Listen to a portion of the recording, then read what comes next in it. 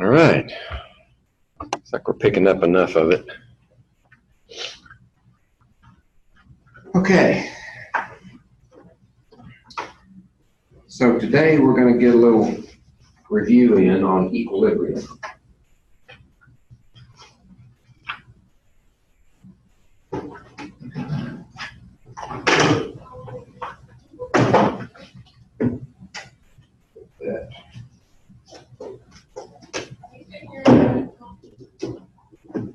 Since we're not doing a lab today, we've got loads of time. I have a dentist. I have to leave early, like I told you. I'll have to leave around 2:30. My dentist appointment is at 3.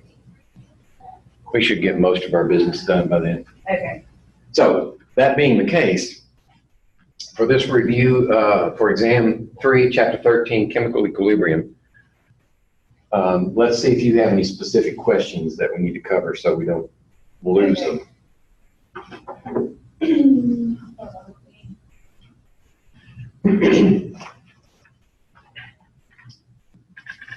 I'll do the brown. Seems to show up pretty good.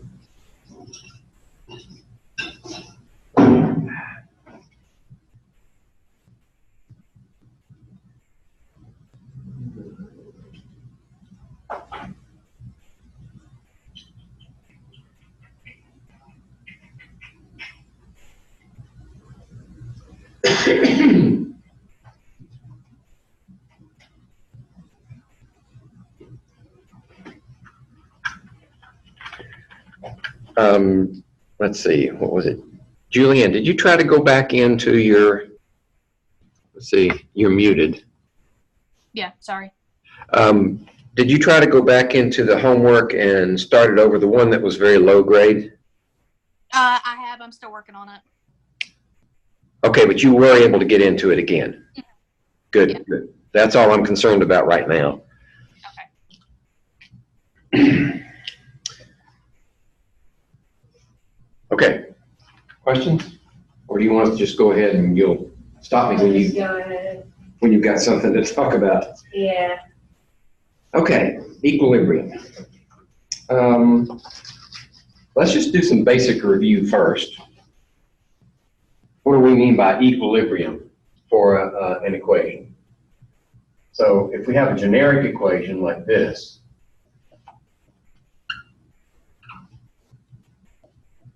we use a double barbed arrow because equilibrium implies that the reaction can go forward and backward.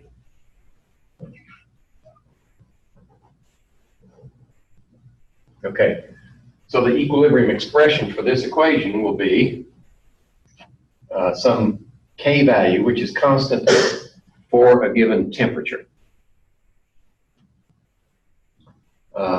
is equal to the concentration of C at equilibrium, that's what the square brackets mean, to the power of its coefficient, and then times the concentration of D to the power of its coefficient. So we put the products on the top and the reactants on the bottom.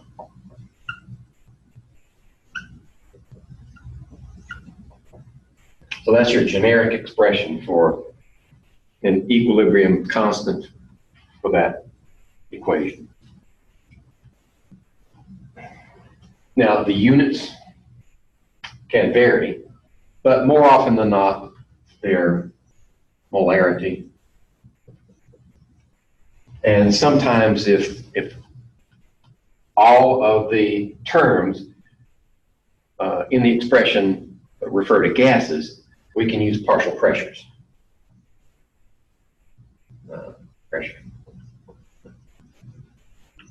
Partial pressure, actually, for each of the components. Okay, that's possible. And then if you know one, you can calculate the other as long as you have a,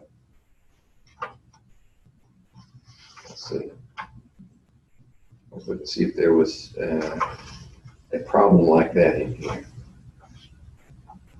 We would convert one to the other. Which I think I left that one out. There should be one in here. I see partial pressures. I'm looking for a conversion.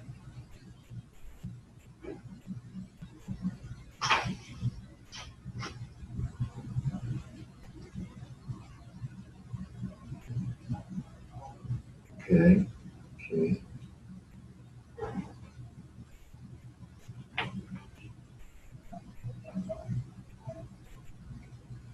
Well, that's crazy. All right. So if you know one, you can find the other with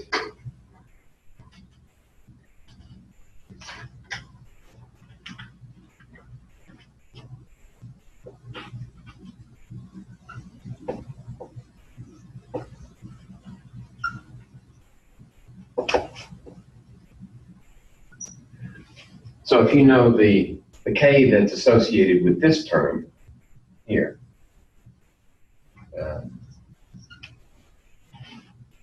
then all you need is what temperature is it at and what's the change in moles. That is, you look at the coefficients, right? So if you sum up this one and say this one's 1 and this one's 2, so that would be 3 over here, right? But you start out with 1 and 1, right? So 1 mole of that, 1 mole of that yields one of these, 2 of those. And the change is this one minus this one, which is 1, right? 3 minus 2. So it'd be this to that power times the KEQ gives you the KP. So they're not going to be equal, even if you only have 1 mole difference in change. Oh, when would they be equal? That's a good question. When the delta N is 0, right? If the change in moles is 0, then this term goes away. It just becomes 1. So in that case, KEQ and KP would be equal. Is that weird or what? So there is a situation where they would both be equal. But you would have to have like 1, 1, 1, and 1. Something like that would give you a change in N, change in moles of 0. Okay. Let's see. If I can. Okay. Another. What if your problem is given to you under non-equilibrium conditions? Okay. You can still use this expression, but you don't get a K. This is only valid for equilibrium. But calculating the, what we call the Q value, stands for quotient, I'm sure, for this equation, we use parentheses rather than square brackets, just to designate that this is non-equilibrium.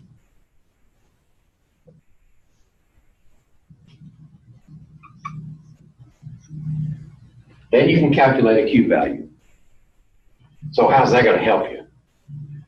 Well, if you compare this value to the known K for your equation, that will tell you which direction the reaction is going to go. It's going to go to the right or to the left. So under what circumstances would it go to one side or the other? Well, it depends on whether Q is bigger than, less than, or equal to. If you're not told that it's equilibrium, and you calculate the Q, but the Q is equal to K, what does that tell you? It is at equilibrium if Q is equal to K, right? Because you've used the same calculation as this one, you get the same number. So if Q is equal to K, you are at equilibrium.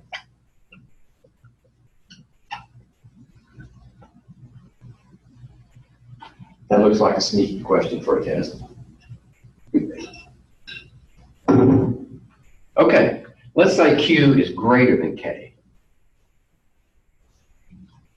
Can we tell which way the reaction's going?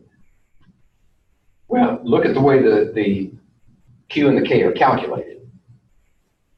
If Q is greater than K, that means the ratio here is greater than K, which means that's bigger than it would be in K, and this is smaller than it would be in K.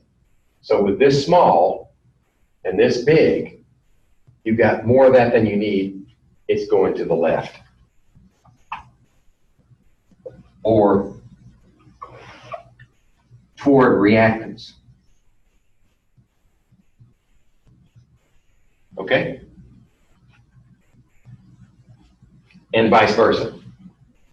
If Q is less than K, that means that the products are too small, reactants are too large to satisfy K, which means it has to go to the right to use up some of the reactants, produce some of the products for the Q to come into line with K. So that's why it would go to the right in this case. All right. Now, why do you need to know which direction the reaction is going? Well, there may be several reasons, but one practical reason is when you're trying to determine, given how much of the reactants you have or how much of the products, trying to determine what their equilibrium concentrations will be. You may be given a non-equilibrium situation and you want to know, when does it stabilize? When does it become equilibrated? Okay. So in that case, we're alluding to the development of your ice table. So let me see if this is a good place to start looking at some of those types of questions. Probably. Now, when you're given a problem where you're trying to determine equilibrium concentrations, under what circumstances would you not need to calculate a Q? When you're given only reactants, only products, one or the other, then there's only one way it can go. If you're given only reactants, it's headed that way. If you're given only products, it's got to go that way. So then there's nothing to calculate, right? But actually, mathematically, that would make no sense because one of these terms would be zero. If this were zero, the answer would be zero. If this were zero, the answer would be infinity. And neither one makes any sense. Okay? So when you're only given reactants or only given products, you automatically know which direction you're going. Any questions so far? Or anything come to mind that you need to hash out?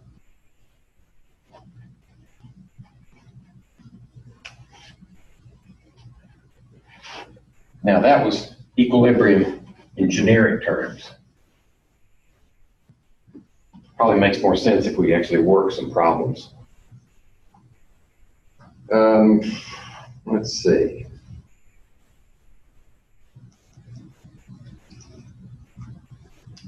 These are not particularly in easy to more difficult order.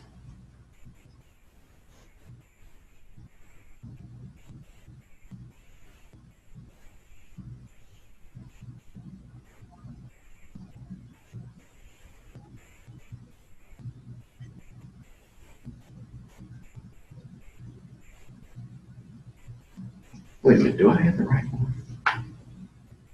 Exam3, chapter 13.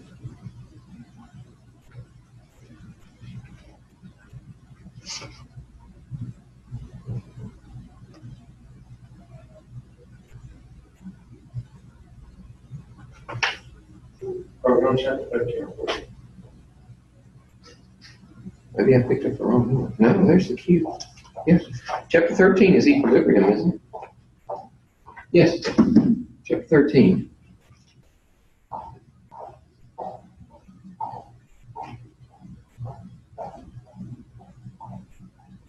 It's just that my answer sheet doesn't seem to make a lot of sense.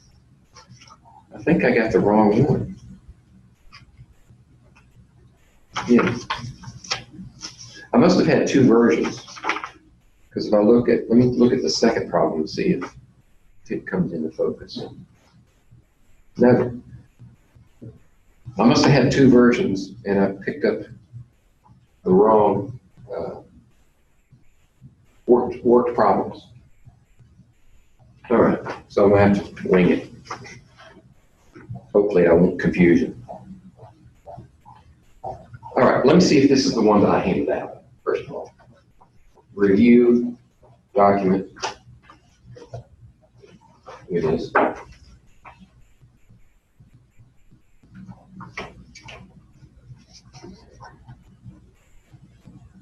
Yeah, that's the one I handed out. Check this again. Which of the following statements about the equilibrium is false? And it's talking about equilibrium of hydrogen gas plus iodine solid yields hydrogen iodide gas. But we're looking for the false statement. Okay, okay. I'm good. Do you have a copy of that lunch? Yeah, sure. Extras. You need one? Megan? What is it? You got one of these last week, didn't you? Review document? There you go. Thank you. Was there anybody here? Or was I the only one? I was in here last week because I was sick. Yeah.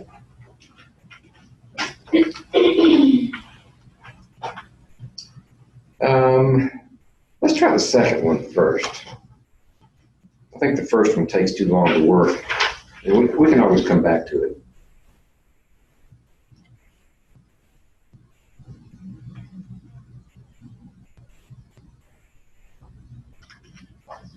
All right, this is a logic problem.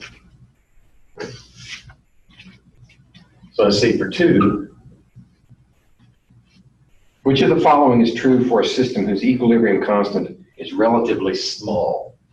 So if our K is small, we generally mean much less than 1. Okay. So what does that mean in terms of the reaction? That means it produces very little product and keeps most of the reactants. All right. So we're looking for the which of the following is true? Short time to reach equilibrium. Short time to equilibrium. Is that true?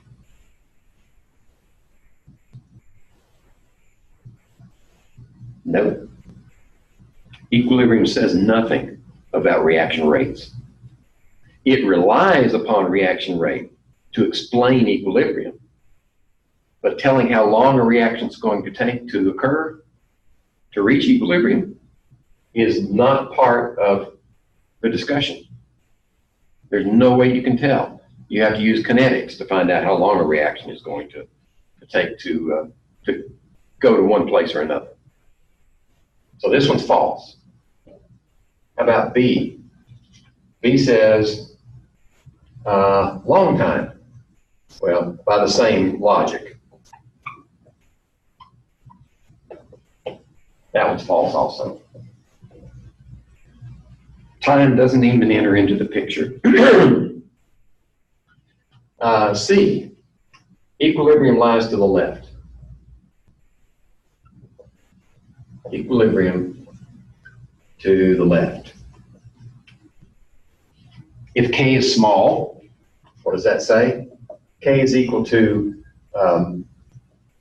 the product term, I should say here, divided by the reactant term.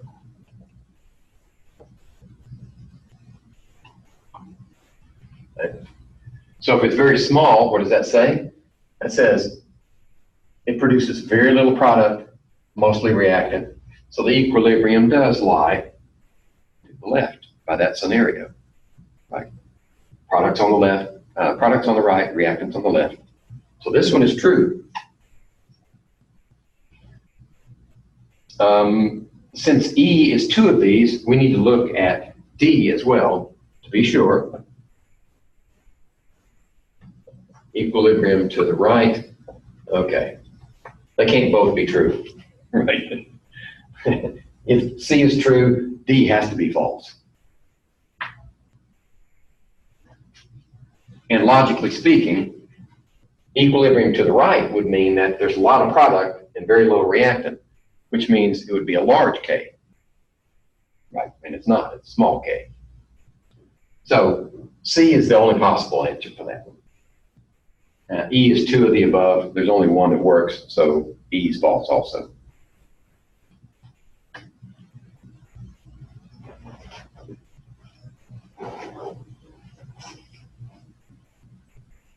Okay, this one's starting to get dim. Let me cap it up. Move to another one. Okay, that was 2.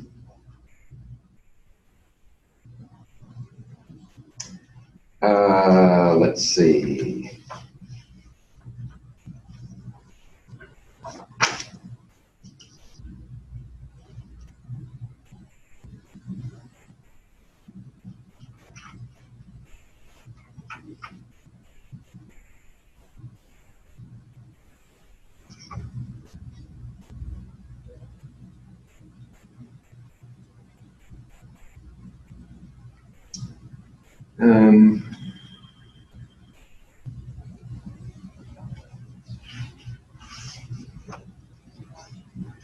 This is a Le Chatelier's question, I believe, number 8.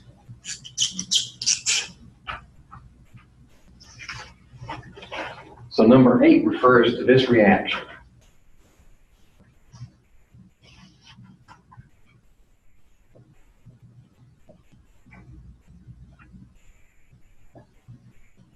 And we haven't introduced these types of compounds yet, but this is a complex. In other words, the cobalt ion is surrounded by water, and they form a very close affinity, but the bonds between the cobalt and the water are not covalent. Well, they're only partially covalent. Let's put it that way. Partially covalent. All right, so that is pink. And then if we add chloride, we get this one. And the waters are released. Okay, this one is blue. Okay, so we can actually watch the reaction take place. If we have this compound, the cobalt 2+ ion surrounded by water, in solution by itself, it's going to be pink. If we add chloride ions, such as hydrochloric acid, then they're going to react with this, react with that molecule and displace the water and form this compound, or this complex ion. And it's going to be blue. So you can see that taking place. Now, here's the question. Let's see. What happens if hydrochloric acid is added?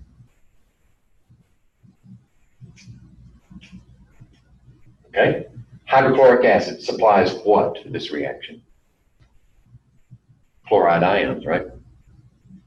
So if you add chloride ions, what's going to happen? You're going to make becomes more blue.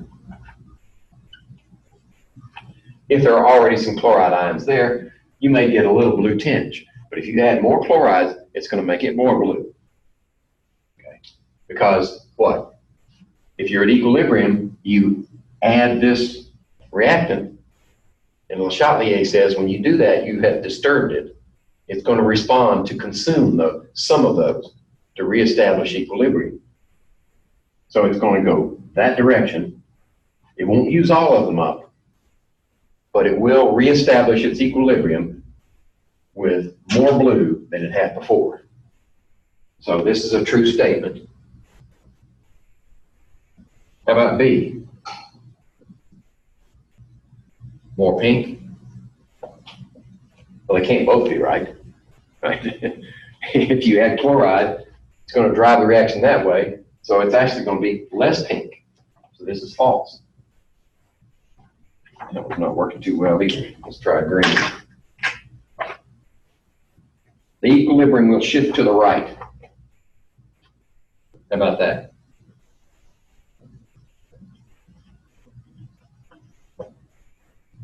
That's true. It's basically saying the same thing as A, different words.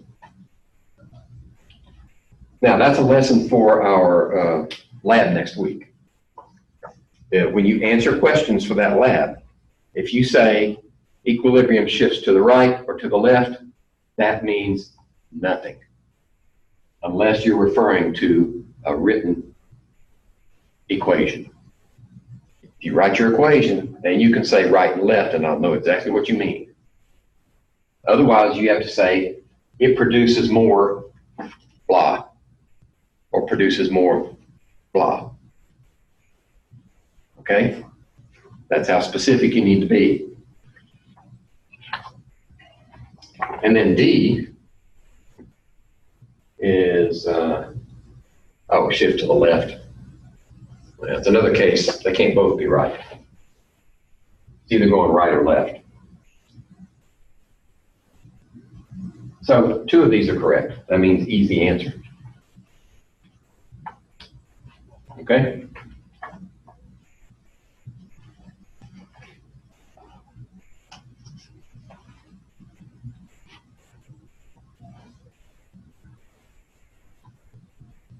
So the answer is E.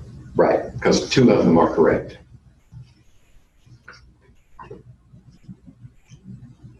Let's see.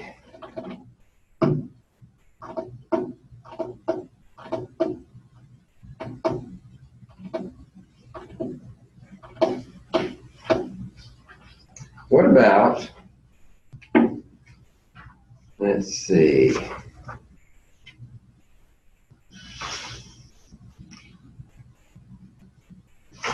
I know I saw it in here somewhere.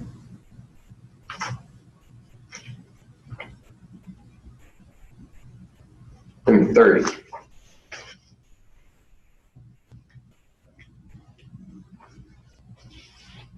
This is really just an exercise in,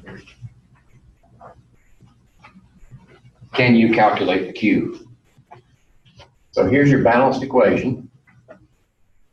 And for equilibrium, the phase is very important. Is it a gas, liquid, or solid, or aqueous?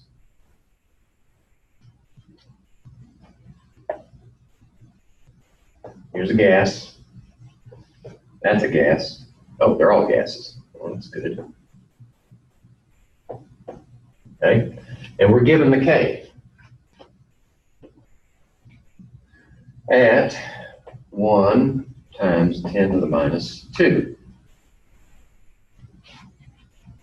And here's another opportunity to drive home a point. K values are never given units. The primary reason for that is they could be almost anything, depending on the reaction equation. So the units could be very simple, or they could be a huge mess. So out of convention, we don't give the units for K values. You just have to be careful and know whether it's in terms of pressure or molarity. And if you know that, and very often what you'll have is a subscript. So this is K is usually means KEQ, which is molarity. If it's something different, it'll say, like if it's K in terms of pressure, it'll have a K sub P. Okay, but this is KEQ. Now, what other information are we given? 1 mole of HF gas. So that's 1 mole. And 0.362 moles of H2. Okay. And 0.75 mole of F2. They're mixed together in 5-liter flasks. In a 5-liter flask. So this is moles per 5 liters. Right? Moles per liter, that's molarity. So everything is mixed together in 5 liters. So there you can calculate your molarity. Determine the reaction quotient. So probably the real trick here for you, the place where you might stumble, is knowing how to calculate the molarity, recognizing that everything goes together in the same volume. So this one is 0.2. That one is something I can't do in my head. 0.362 divided by 5 is 7.24 times 10 to the minus 2. And this one is 1.5 times 10 to the minus 1. These are all molarity. Okay? So now how do we calculate the Q? Well, we do it the same way as we do the K value. Okay? So in parentheses, and these are the products, so we put those on top. 4 times 10 to the minus 2. That's to the first power. This one is also to the first power.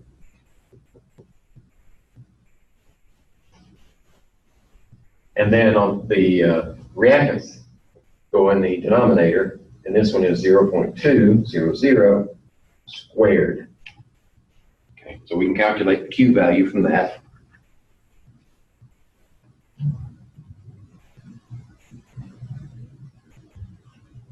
And then G.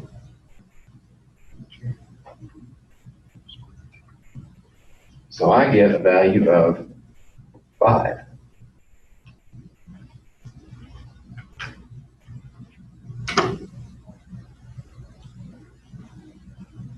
Did I do that right?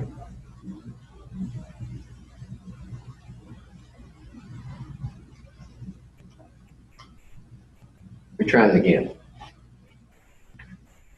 0.362 mole. 0.362, 0.75, and 5. 5 liters. 1 mole and 5 liters. Okay. So that's 1/5 is 0.2. Got that right. That's squared. And this one is 0.362, 5, 724, 10 to the minus 2, and 0.75,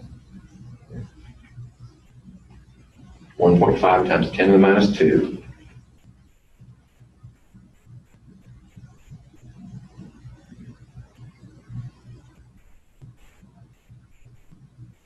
Okay. So if we multiply these two together,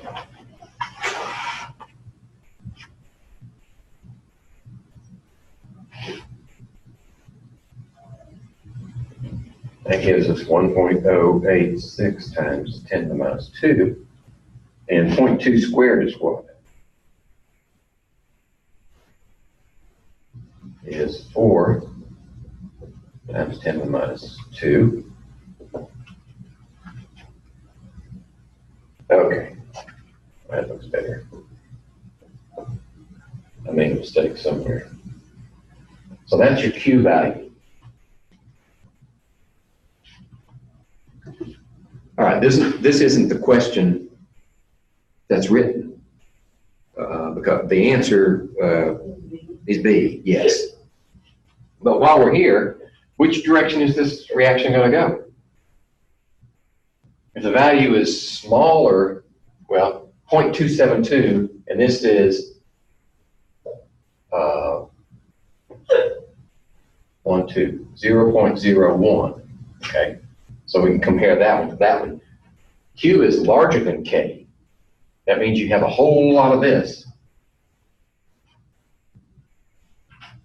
and not much of that.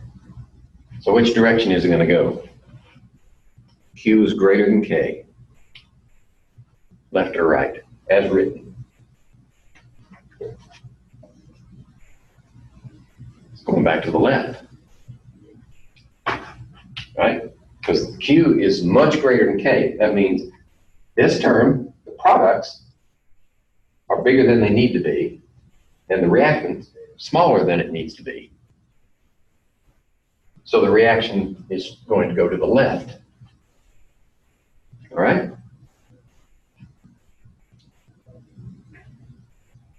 Now, while we're here, what would the Kp be?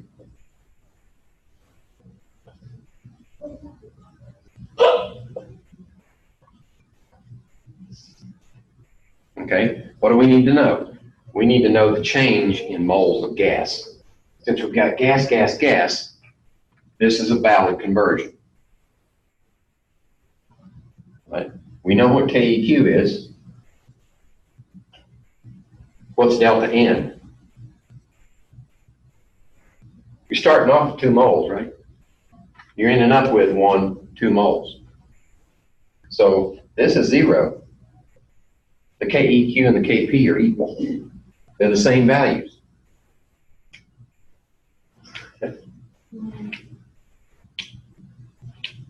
So the KP would also be 0.01. Okay?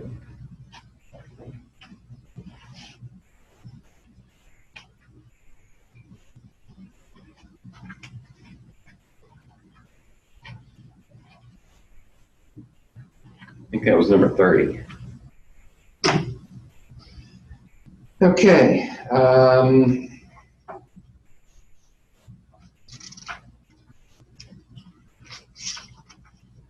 Let's do some that require the use of an ice table.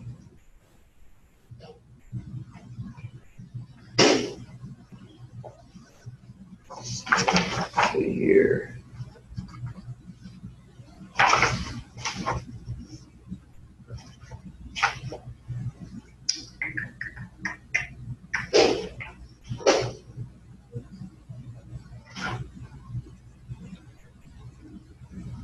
How about 24?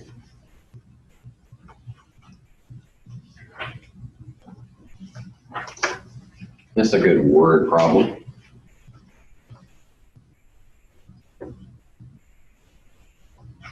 Nitrogen gas reacts with hydrogen gas to form ammonia. So I'm guessing this is the Haber-Bosch process. Nitrogen gas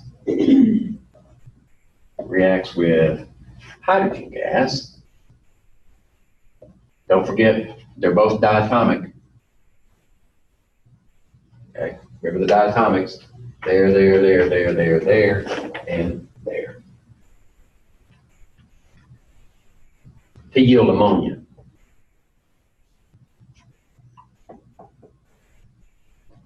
And the formula for ammonia is given. That's also a gas. Okay, what's the first thing you do? Balance the equation. An unbalanced equation is worthless. So let's see, we need 2 nitrogens. That gives us 6 hydrogens. There we go. So that should be balanced. Now let's look at the other conditions for the problem. At 200 degrees centigrade, that's going to hold constant though. So we may need that, we may not. In a closed container, 1 atmosphere of nitrogen gas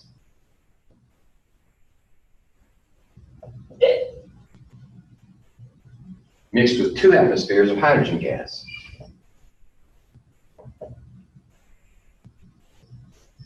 At equilibrium, the total pressure is 2.2 atmospheres. So at equilibrium, total is equal to 2.2 atmospheres. Calculate the partial pressure of hydrogen gas at equilibrium. Okay.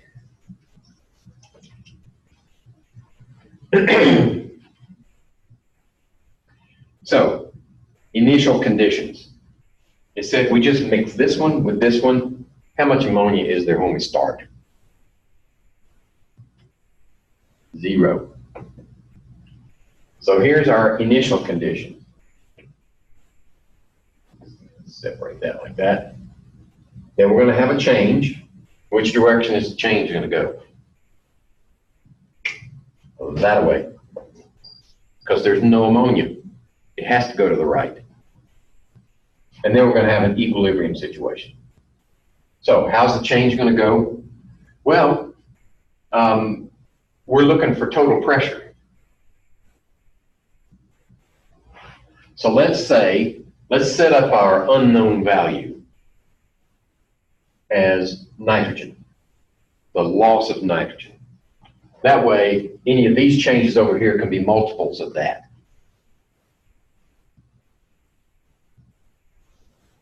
So we're going to lose some nitrogen. How much hydrogen are we going to lose? Look at the ratio, 1 to 3.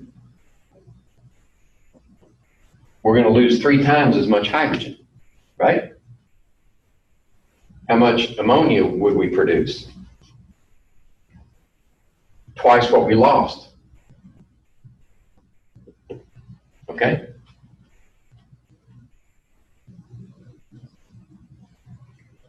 All right, so what are the equilibrium conditions? Well, subtract that from 1. Okay? Subtract that from 2. And add this by itself.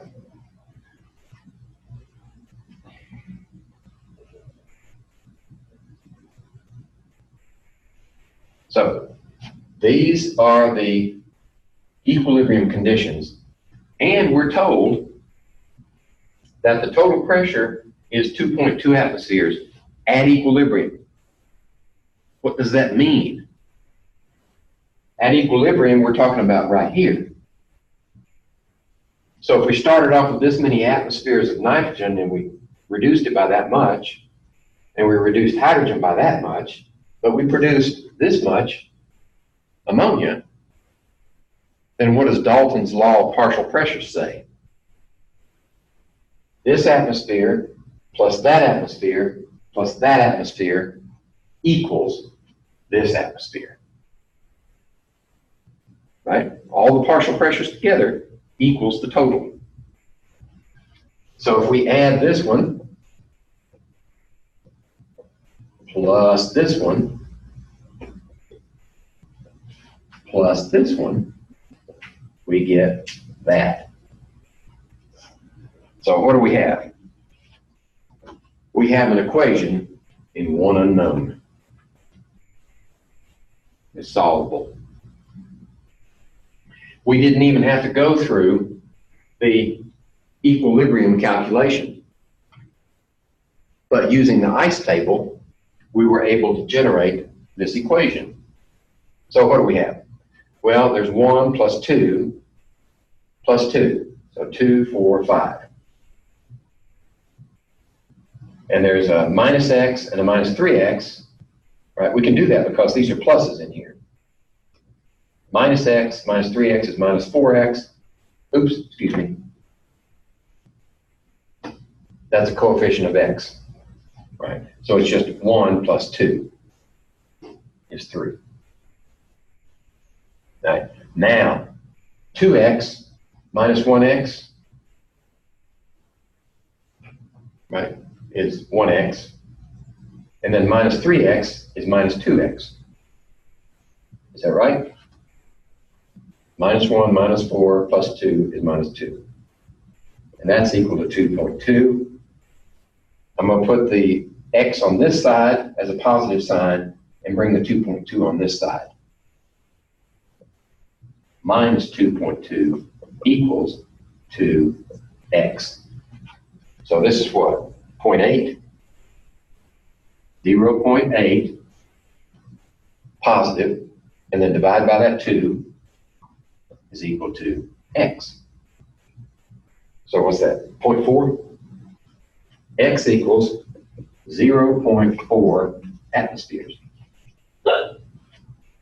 Now we go back to the question. Calculate the partial pressure of hydrogen. So if we know x is equal to 0.4, then the partial pressure of hydrogen is 2 minus 3x, right, at equilibrium. So hydrogen, partial pressure of hydrogen, is 2 minus 3 times 0.4. Right. So what's that? 1.2? So it's 0.8, right? Did I do that right? 3 times 1.2. Yeah, let's see. Yes, that is true. Okay.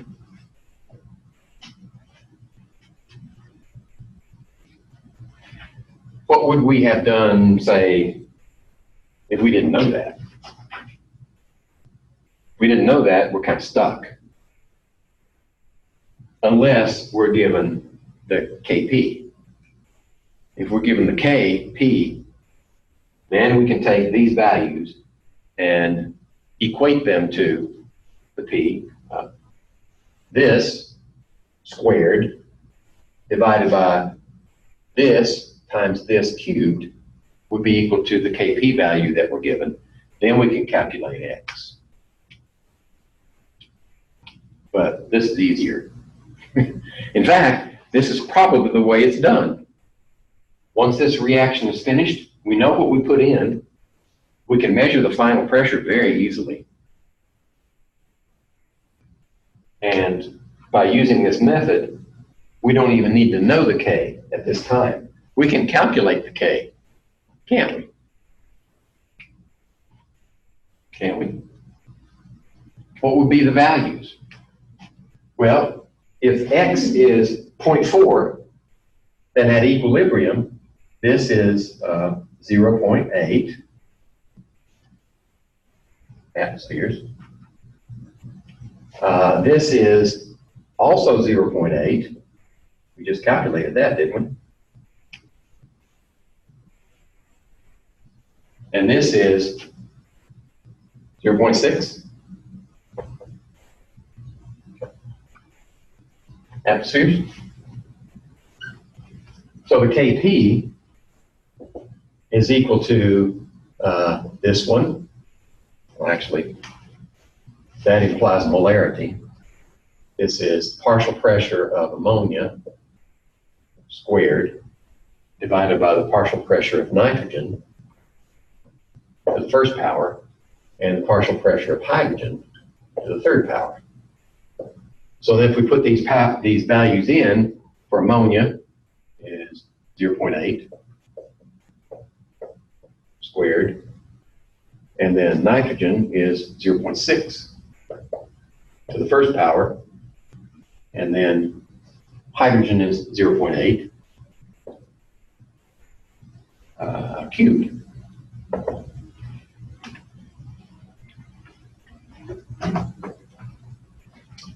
So let's see, 0.8 squared, and then 0.6 divided into that, and then 0.8. I get 2.1. That's KP.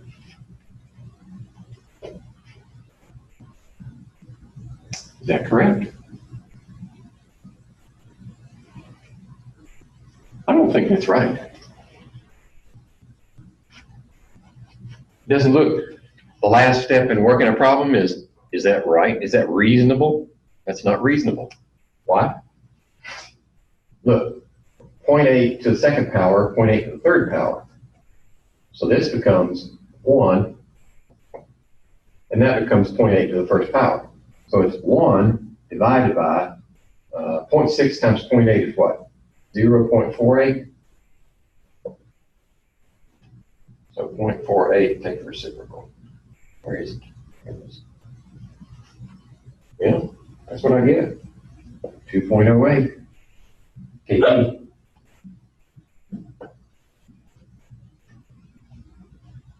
All right. What would be the KEQ for this? No, because that's 2, and this is 3, 1 is 4. So it changed from 4 to 2. Okay, so KEQ, well, actually, let's do it this way. KP equals KEQ times RT to the 2 minus 4. Right? So the KP we found was 2.08. KEQ is unknown. R is, these are in atmospheres for this, so this one has to be 0.8206 liter atmospheres per mole K. And then T, temperature. Oh, we're not given the temperature. Yeah, we are, 200. So what's that in K? 273 plus 2, 473? To the minus 2 power. Okay, this is equal to delta N. It actually went negative.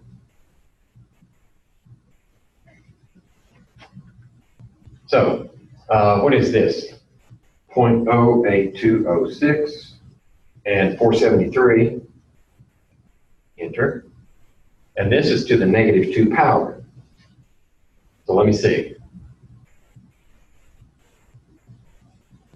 That would be, well, I should be able to do that. 2 inside. 3.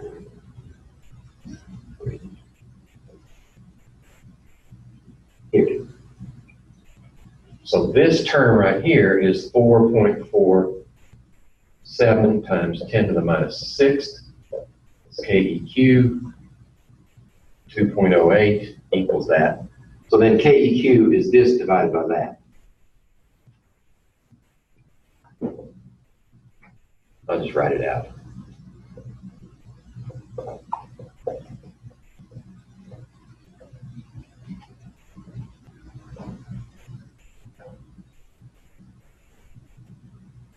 So this is 4.65 times 10 to the 5th.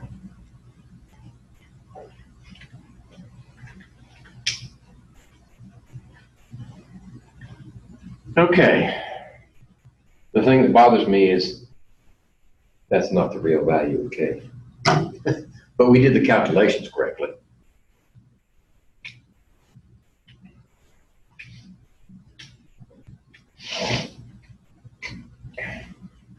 The true K for that equation is very small.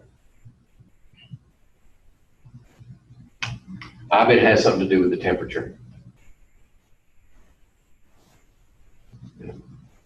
Okay.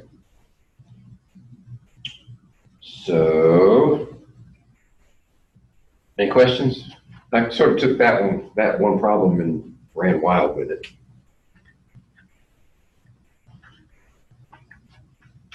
Trying to squeeze as much out of it as possible.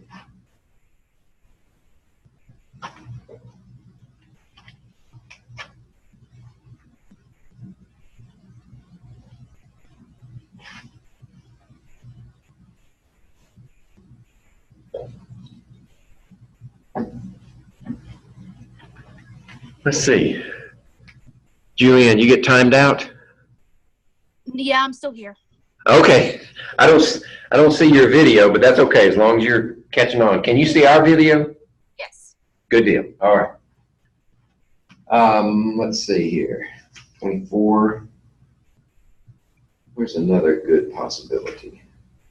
I want to do an ICE table that actually requires some decisions.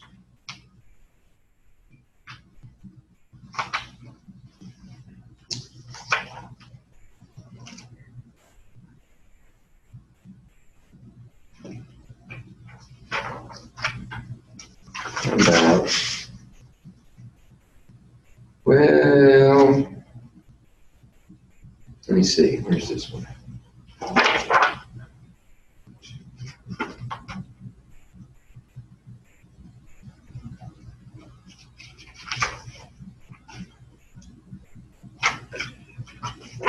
Go backwards. Oh, let me catch this one before we get too far. 26.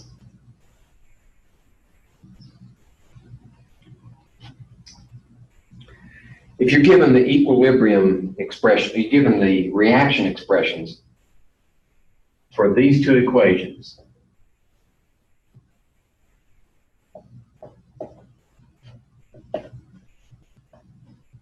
gas, so that's a solid and a gas,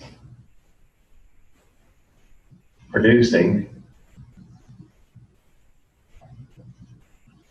that one, and this one has an equilibrium constant of K1. And then we have this one, which is also a solid. Nothing close. That one produces this solid and this gas. And this one has K2. The first point, before I finish this, I just want to make the point. If we write this expression in terms of those values, which ones of these terms are actually incorporated into that K? Solids are never included because they're pure. So this expression only has oxygen in it, the K1. How about this one? Solid, solid. This one only has oxygen in it, right? So if you were actually using these individual equations, oxygen would be the only term that varies. But that's not where we're going with this. We want to know the K for the system if we combine those two to produce this reaction.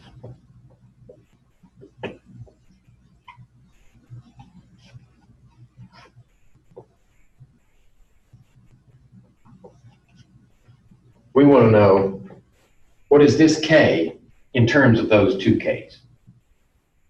All right? Okay?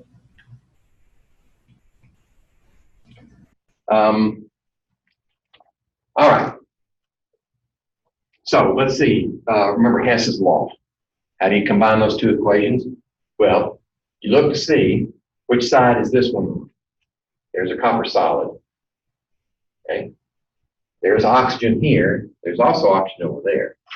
That may not be a problem. How about this one? This one needs to be over here, right? Because there's no other copper 2 oxide in here. So this one has to be inverted. So this would be, like that one, plus this one, yields that one. Okay? So what does that do to the K value? When you invert the K, invert the equation, what happens to the K?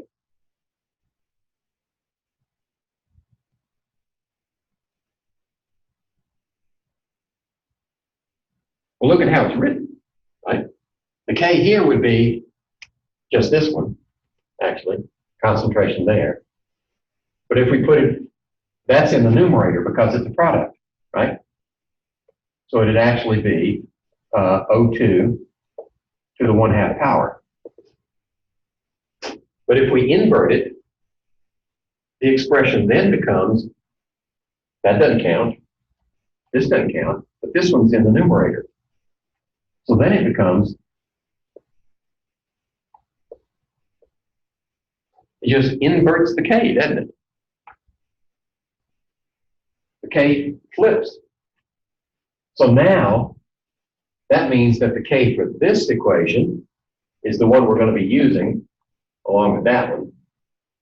The K for this one is 1 divided by K sub 2. That's the K we're going to be using for this one. Okay? Now, let's see if adding those together gives us this one. Right? We're focusing on this one and that one. So that's 4 coppers.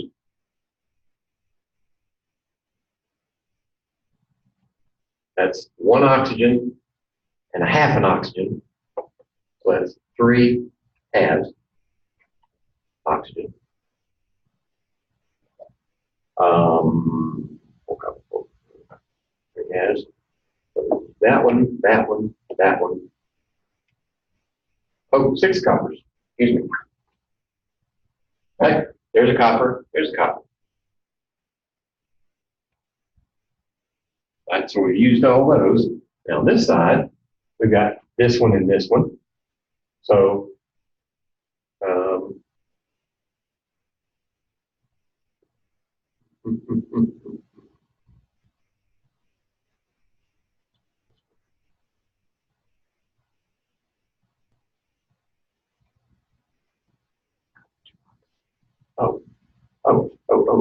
okay.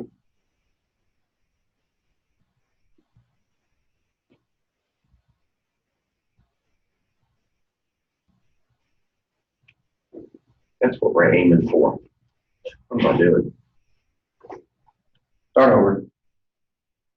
See how easy it is to get confused? 4 coppers. 1 copper 2 oxide. And 1 1/2. 3 halves copper solid. No, oxygen. Oxygen gas. There we go. Okay, so we've got this one, we got this one, and we got this one plus this one. It's that one. Now on the product side, we've got this one.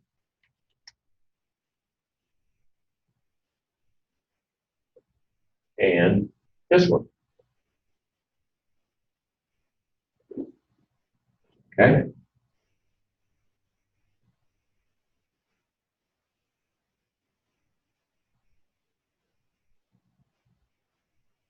Oops.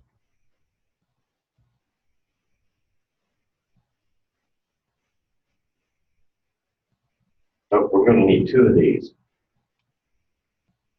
2, 2, 4. So it's going to make this one 2. That's going to make this one 2. That one and that one, 1 and 1.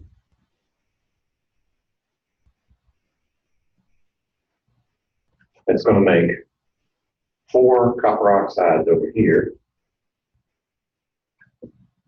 And 2 Cu2O here. Okay. So now, what did we do with this one? We multiplied that whole thing through by 2, right? So that means after we invert it, we have to square it. Whenever you multiply an equation through by a constant, that becomes the power of your new K. Everybody following me? I hope. So first time, we flipped the equation and inverted it inverted the k, and then we had to multiply through by 2, so that becomes a power of k. Right? So why did I multiply by 2? Because I needed 2 copper 1 oxides on this side to cancel the 2 copper oxides on this side, because this equation has no Cu2Os in it. So these have to be canceled in order to make that equation. So now they're canceled. And have we presented, so 2, 4, 0, 2, 2, 4. So this equation reduces to 2, 1, and 2.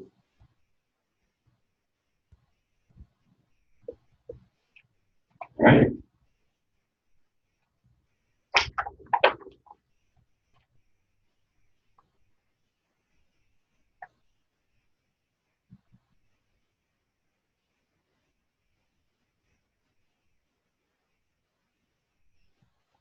Why am I getting the wrong answer?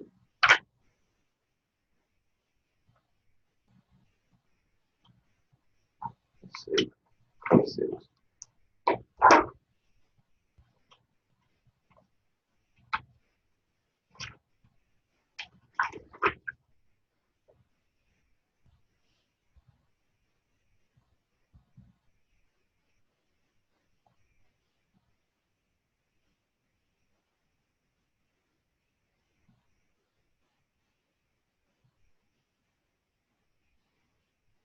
Oh, I see.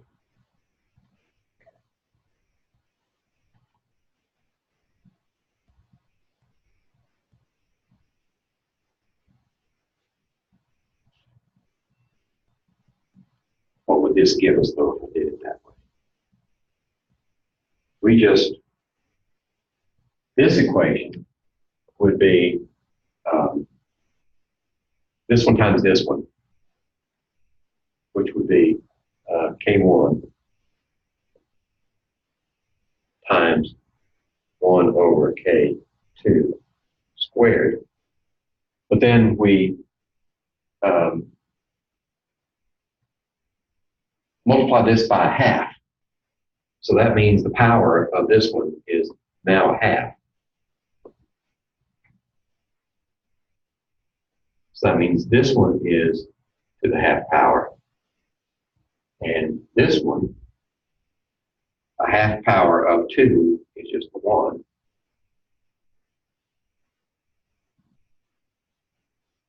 Right. So this K2 would be, this would be K1 to the half times K2 minus 1.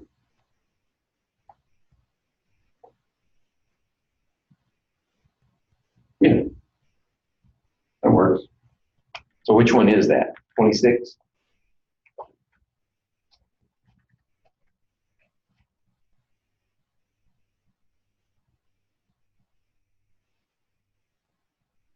E. Okay. So in the review where I explained what I'm doing, I went about it a little bit differently, but we ended up at the same place. And the trick was here, going from here to here, because this one has to be multiplied by a half. So that means this expression has to be to the half power.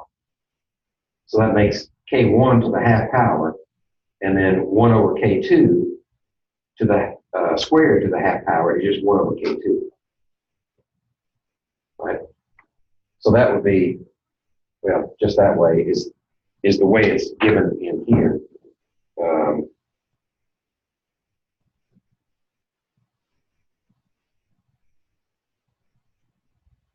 The denominator of the denominator is the denominator. That's what I'm saying. So this is actually equal to K to the 1/2 over K squared. No, the denominator is the numerator. That has to come up top. But the way we've got it here is, this is equal to K2 to the minus 1.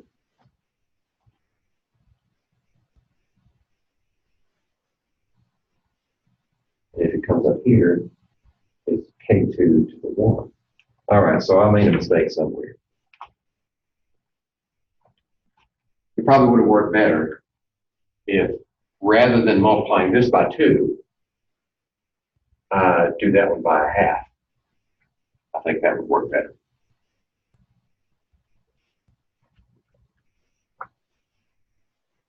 So pay no attention to the man behind the curtain.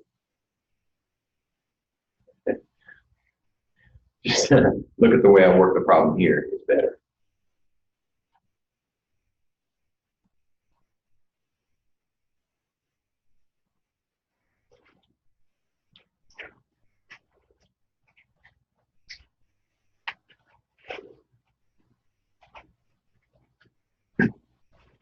So the moral of that story is, show me your work. If you show me your work, and your work is done right, and you end up with a different answer that's in here, I can, at the very least, give you partial credit for knowing what you're doing. Okay, I was on my way to, which one? I was on my way to this one. How are we doing on time? It's 2:30. What is the day of the test? Next week? Next week. Yeah. We'll do the exam and then we'll go in and do our lab. I think. Wait a minute, let me check. I think it is. My week's been. Do I have to introduce another topic? That's the worry. Yeah, I got to do the acids and bases. So we got to get the exam done quick enough so I can introduce, at least introduce chapter 14. And then we can say chapter 15 for the next week. October 14th. We have a lab scheduled for October 14th. Because October 7th will be the exam. Yep, we have an acetic acid lab. Right, so we got to get the exam finished, introduce acids and bases. And that's very important because we're going to do an acid-base titration. We're going to use a pH meter to do it. So as we add acid to our base, there's a base to the acid, one or the other. For each amount, the increment volume that you add, you're going to measure a pH with the meter. And then you're going to be able to draw out the curve and use, okay, and use that to determine. But that's a week after next. So next week I need to be sure and hand out that hard copy. Okay, I was headed for, let's see, where is it?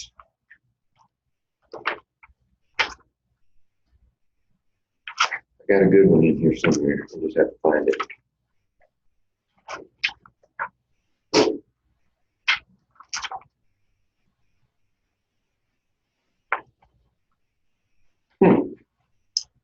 I do not see it.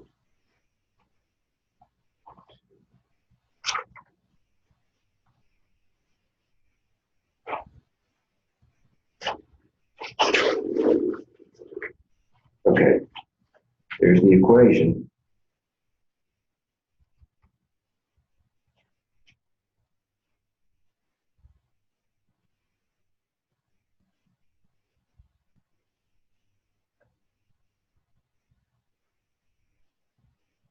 Okay, 36.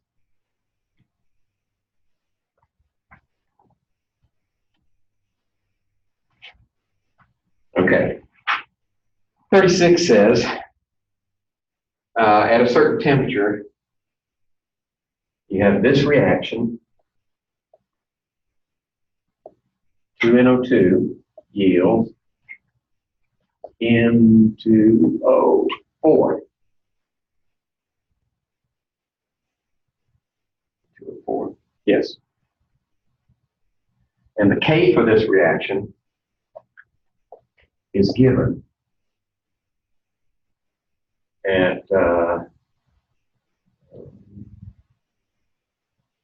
7.5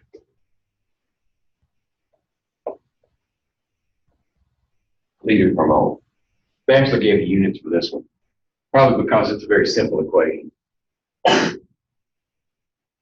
But it also tells us that this is the KEQ. It uses molarity, moles and liters. All right, so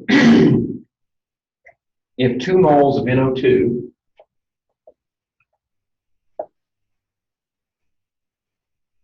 are placed in a 2-liter container, that's 1 molar,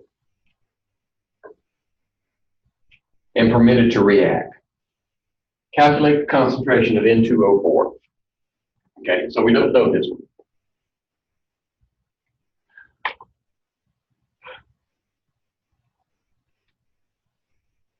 So initially, we have 1 molar here and nothing there. I better leave that X out there because it'll confuse. So that's initial. So what kind of change are we going to have? Which way is the reaction going? Go that way, right? Because there's nothing there. So this is going to produce an X, and we choose X over here because once we know this X, it's easier to calculate the concentration of that value. Right? We put X over here, this would have to be half X. And then we'd have to take half of the answer to find out what the concentration is. So picking the right unknown and the position where the unknown goes is a nice skill to develop. In this one, since we get produce 1X over here, we lose 2 over here. For every 1 there, we lose 2 here. Right, so that's the change. And then the equilibrium situation is 1 minus 2X. And this is X. So now our KEQ is 7.5 is equal to this one. I'll just write it out first. To the first power. And this one squared. Right. So now we can plug in values. This is X to the first power. And 1 minus 2X. 1 minus 2X squared. Okay? So now we recognize that this is going to be expand into a quadratic equation. Right? Once we square that thing. So that means you've either got to solve a quadratic with the formula.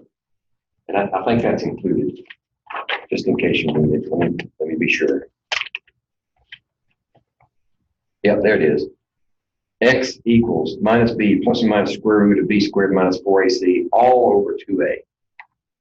So you just have to know, what does a, b, c mean? Do you remember that for a quadratic? Okay. The other option you have is, if you can say that x is very small compared to 1, then you can ignore it. So let's ask that question. How big is X going to be? Well, K is 7.5. X is going to be huge, right? It's in the numerator, very large, so we cannot ignore X. We might as well just solve the quadratic and get it over with. So here we go. We have 1 minus 2X is what? Let's expand this quadratic. 1 times 1 is 1.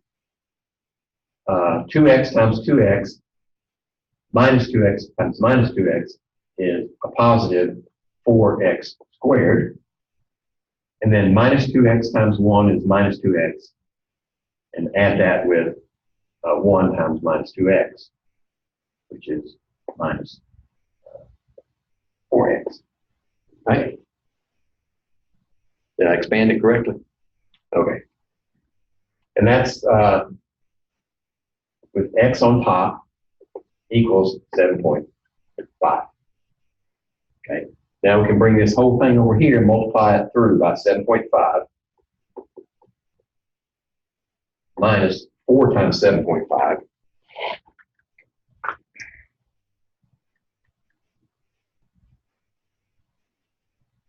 which is 30 minus 30, 30x. Okay. And then 4x squared times 7.5, which is plus 30x squared. Right? 4 times that, 4 times that. That's equal to x. So now to solve a quadratic, everything has to be on one side with 0 equal to 0. So this has to come over here. That becomes a negative. 7.5 minus 31x plus 30x squared equals 0. To solve the equation, this has to be A, this has to be B, and this has to be C. There we go. Now we can use our formula and solve it for x. Okay, so I put my formula on the back of my calculator. So we've got minus b.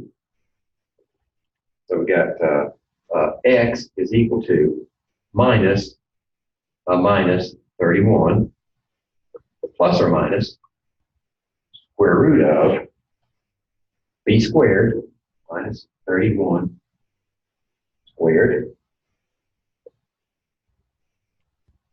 minus 4ac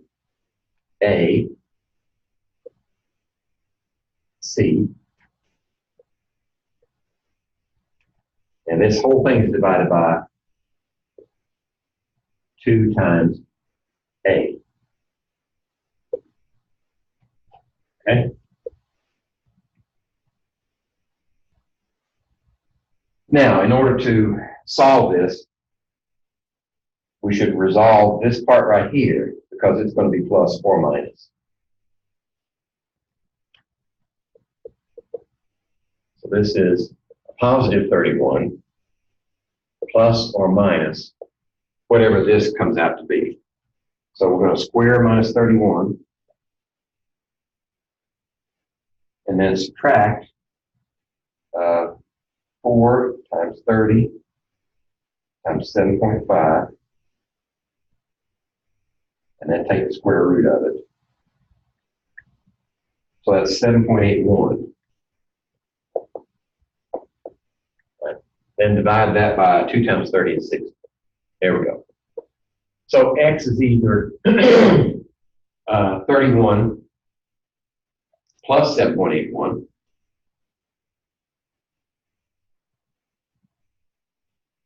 divided by 60. So it's either this, 0.65, or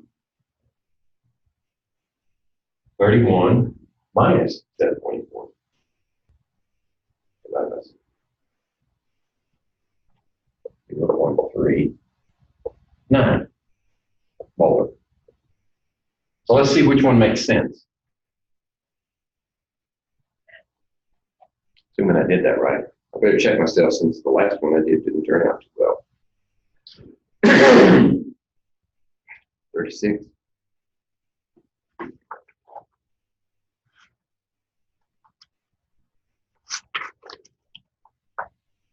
I'm pretty sure that's right. Yeah. Okay, now we have to decide which one's which. So let's go back to the question, 36.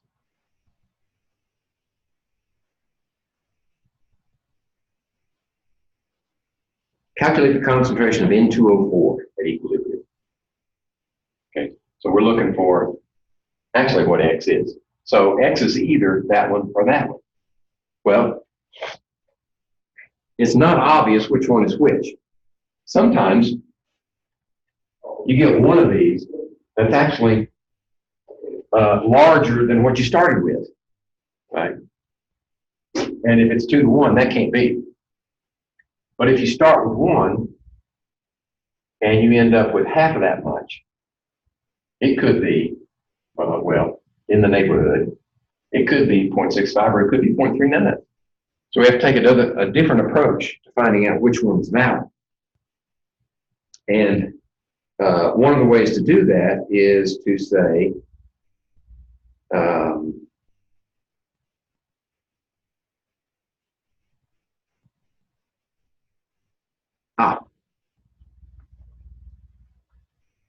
if we produce this much, how much did it come from? So if this is equal to N2O4, then how much NO2 should there be? How much should it have come from? Okay, and we twice that with it, right? So NO2 would have been, well, actually, not necessarily that, would be twice that, which would be 0.78 mole. That's possible, because we have not exceeded the amount that we started with.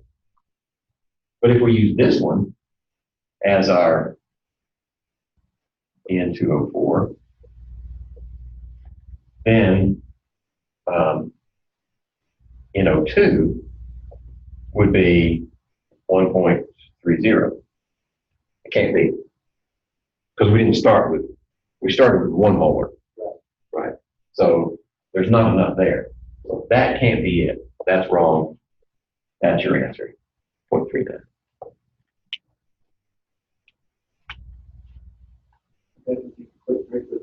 Oh, sure. Yeah, just stop me from talking and do what you got to do. I'll pause it. So I'm going to pause it, Julianne, just for a second while Tyler takes a short break. Okay. Resume. I figure a couple more problems if you don't have any additions or Julianne doesn't have any additions. Should get us through our review. But this is an interesting one here. Let's see. Here we go. 34. I'm going to do 34. I'm going to embellish it some because it has value embellished. Actually, it won't be embellished much. It's just that the reaction we're considering is the explosive decomposition of ammonium nitrate to nitrous oxide in water. And this takes place at a temperature of 500 degrees centigrade. Okay. The question is calculate K sub P. But the information we're given no, that's fine. Yeah, we can calculate K sub P directly from the information we're given. And then I want to go to the next step and calculate KEQ in terms of concentration. But first, to answer the question as written here, we need the balanced equation. Ammonium nitrate, the terrorist's favorite oxidant, mixed with fuel oil, set off with a blasting cap, will make a nice big crater where a building used to stand.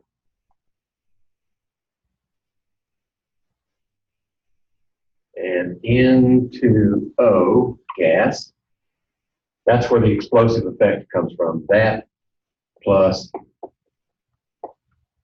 water vapor. So we're taking 1 mole of this, and we're producing 3 moles of gas out of this solid, right? So it's virtually no space occupied here and a lot of space occupied over here. And when that happens really quickly, you get explosion. Okay, so what are we given? The total pressure is given to us at 2.63 atmospheres. At 500 degrees, calculate Kp. All right.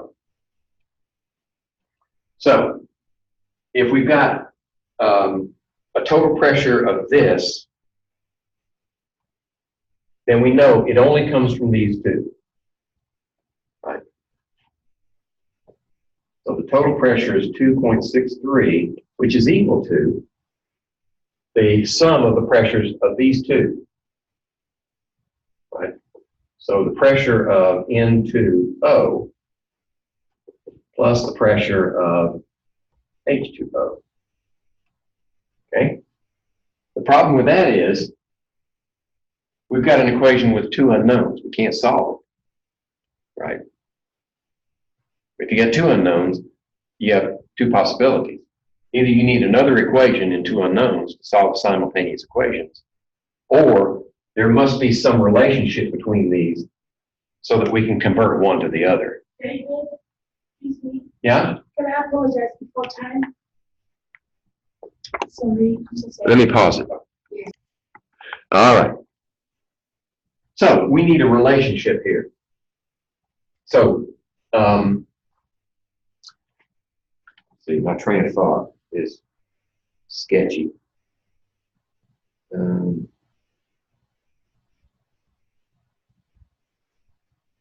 All right, so if we're going to calculate the K sub P, we need the expression for K sub P, right? Since we've only got gases in the product and a solid in the reactant, the solid does not enter into the expression. So we only need the gases. So we have partial pressure of N2O times the partial pressure of water vapor squared, right? Because it's coefficient of 2, right? So we need to find out what are these two. All right. So,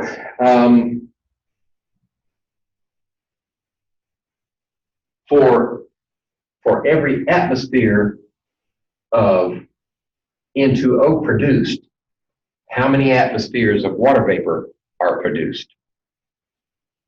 The answer is 2.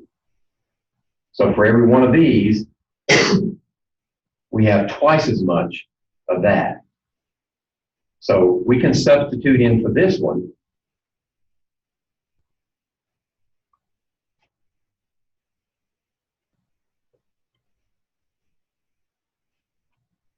Two of those, right? Because for each one of these, you get 2 of those.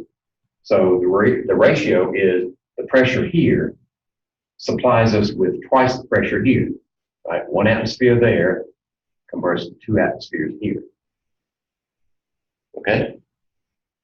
So now we can say 2.63 equals the partial pressure of N2O plus 2 partial pressure of N2O, which is 3 partial pressures of N2O. So the partial pressure of N2O we can calculate.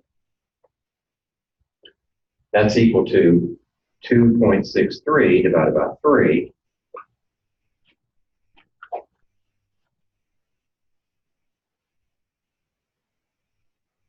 which is 0.877 atmospheres.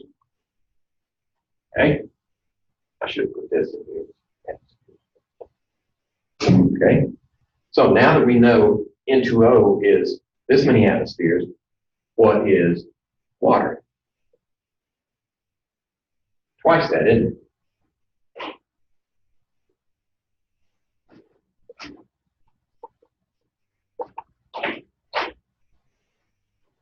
Or 1.75. So now we know the equilibrium pressures, partial pressures of N2O and water. So that means we can put them in here and calculate what case P is. So N2O is 0.877 and water is 1.75 squared.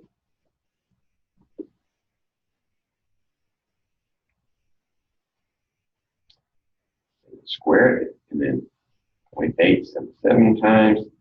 So I get K sub P is equal to 2.69.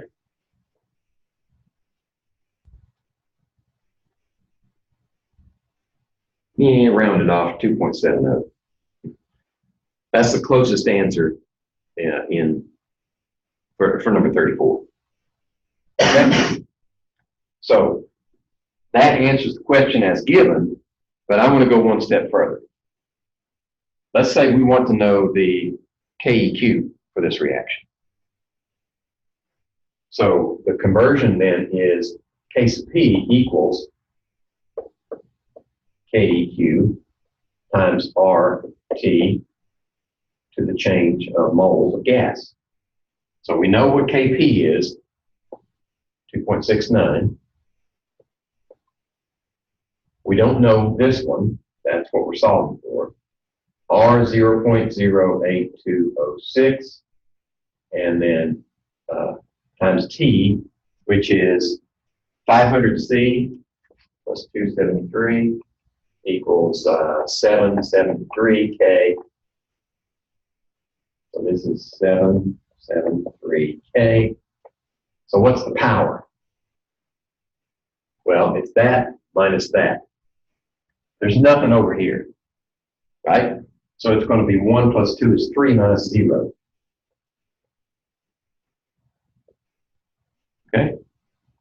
So 2.69 is equal to KEQ times that expression, 0.08206 times 773 to the third power.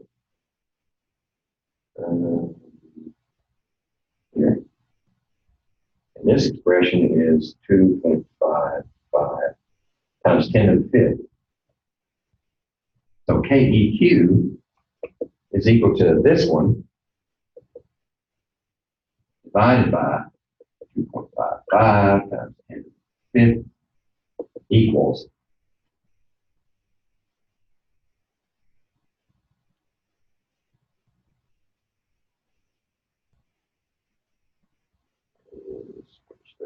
5. So I get 1.05 times 10 to the minus 5. So that's the KEQ in terms of molarity. Okay?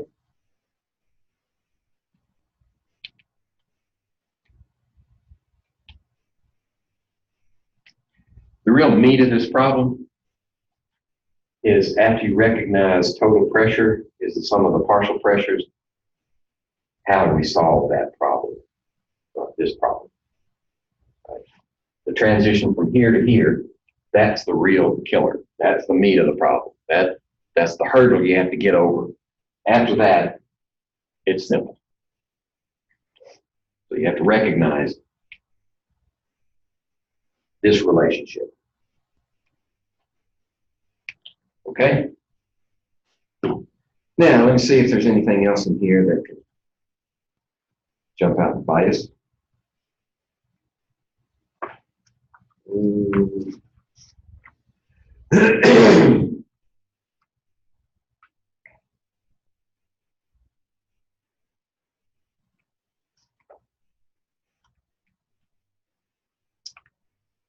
me erase this while I'm thinking.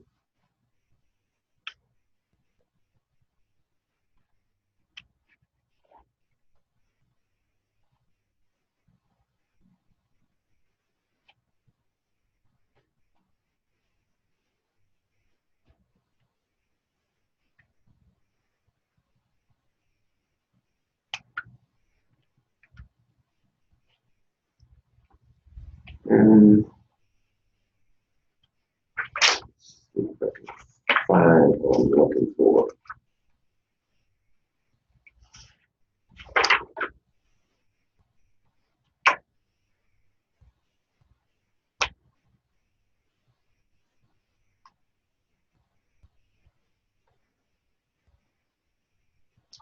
Not this one. Where is it?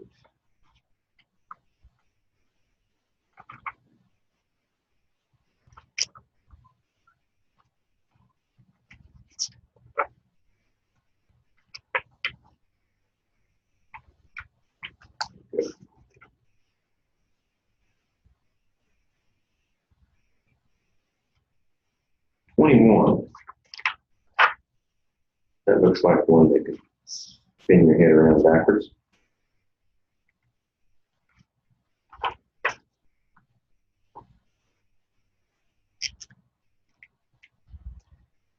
Okay, 21.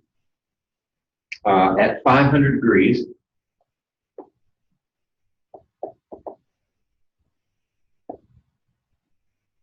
oh, that's K.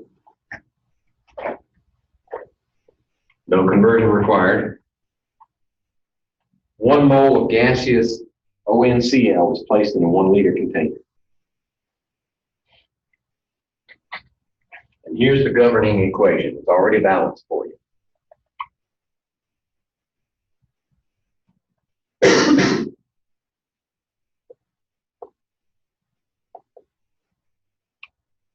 Right? These are all gases.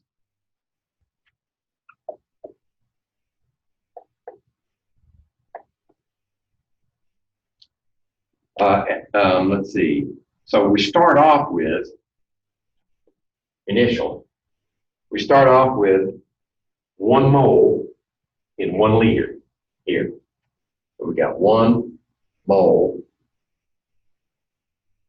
per liter. That's 1 molar.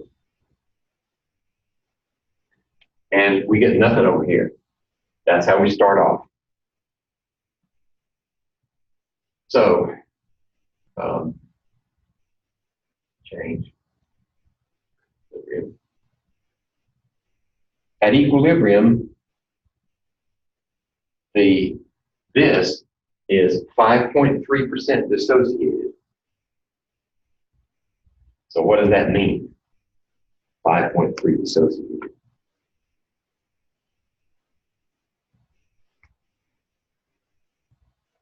Well, that means 5.3% of that disappears. Right? Because this is the dissociation equation from there to there. So if 5.3% is dissociated, what's the change? The change is 0.053, which is the equivalent, the fractional equivalent of percent. So that much of it disappeared. Okay? Let's see.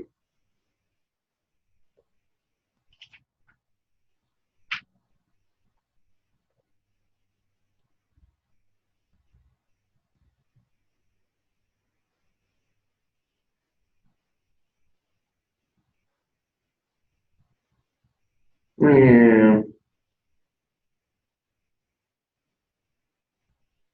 Let's do it this way to be consistent with our ice table usage. Instead of, because I was skipping steps to get there. Let's ask ourselves what's happening here before we even know 5.3%. So if we've got this and none of that, we're going to lose some of this, aren't we?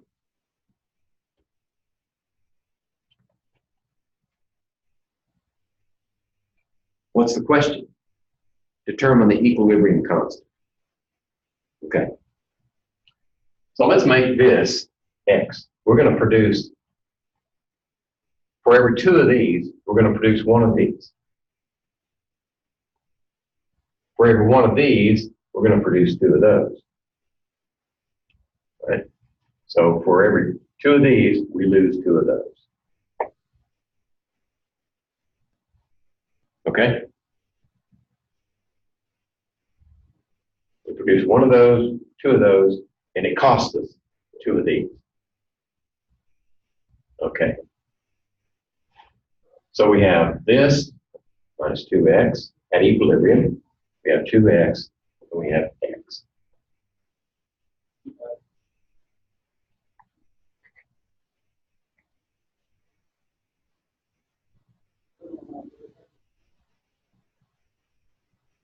All right. So now, what is this equal to? This is equal to the dissociation. What do we have left over? This is equal to that dissociation, right? We lost this much, 5.3% lost. And this then would be that minus this, 0.053.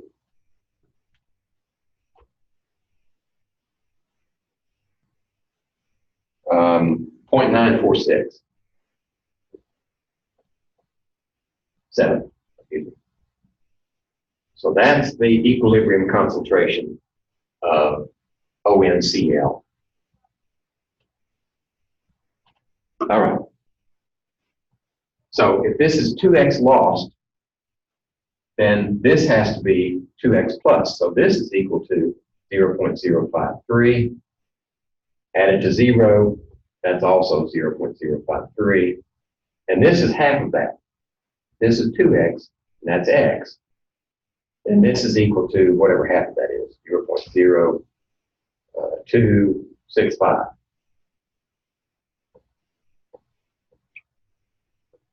Okay. Now we can calculate the K. We just need the expression. So we have NO to the second power, chlorine to the first power, and ONCl. Oops. That's a mess. And this one is to the second power. Now it's just a matter of plugging in the numbers. NO squared, that's 0.053, and chlorine is 0.0265, and ONCl is 0.947 squared.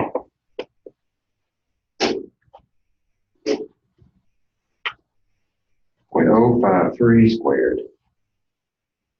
0.0265, that's that. 0.947 squared divided. So I get 8.3 times 10 to the minus 5.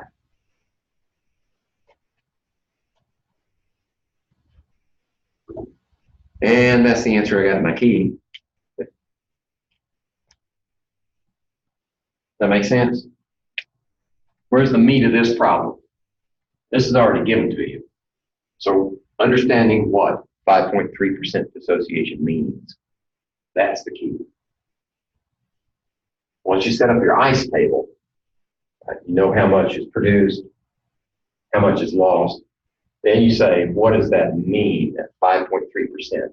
That means that if this is 5.3 dissociated, 5.3% of it was lost.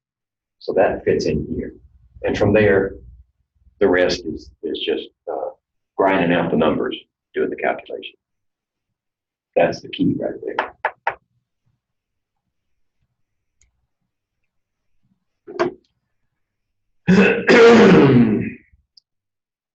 Well, do I see anything else that might be a problem?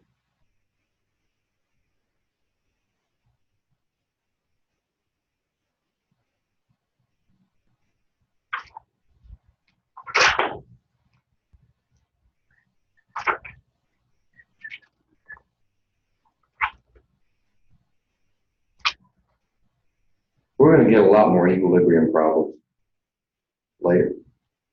So don't forget the techniques. We're going to get them in the acids and bases. Probably get them again in, oh yeah, in complex ions. Get them there too. Okay, that's all I have. Got any questions? That's enough for one day.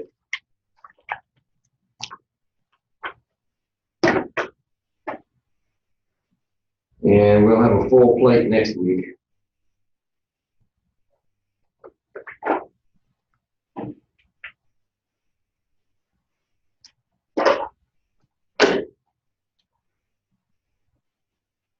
Oh, okay. Let's stop this and let's see.